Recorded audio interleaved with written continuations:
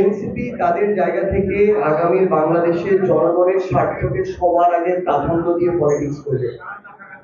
আমরা বিশ্বাস করি আমরা যদি জনগণের স্বার্থকে প্রাধান্য দিতে পারি তাহলে দেশের স্বার্থকে প্রাধান্য দেওয়া হবে।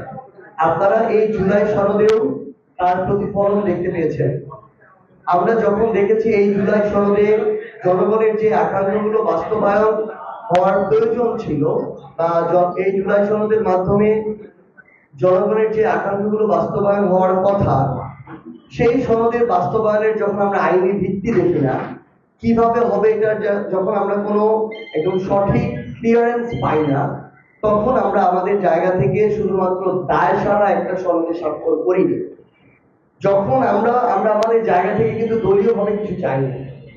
যেই বিষয়গুলোতে তারাই ঐক্যমত্য হয়েছে, যেই বিষয়গুলো তারাই জুলাই সনদে রেখেছে, সেই বিষয়গুলোরই আমরা বাস্তবায়নের রোড ম্যাপটা চাই, নিশ্চয়তা চাই। সেটা যখন আমরা দেখিনি, আমরা শুধুমাত্র নির্বাচনে যাব, কয়েকটা আসন পাবো, এটাকে সামনে রেখে আমরা ওই সনদে স্বাক্ষর করতে পারি না, কারণ এটা জনগণের আকাঙ্ক্ষার বিপরীতে।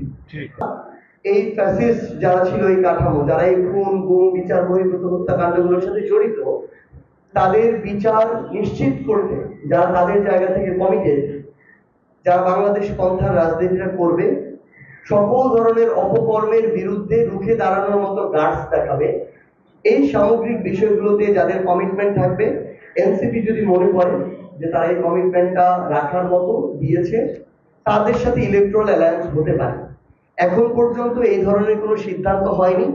যদি এনসিপি দেখে যে এইরকম কমিটমেন্ট আমরা কারো জায়গা থেকে দেখছি না, তাহলে এনসিপি কারোর সাথে অ্যালায়েন্স না করেই নিজেদের জায়গা থেকে আলাদাভাবে নির্বাচন করতে পারে।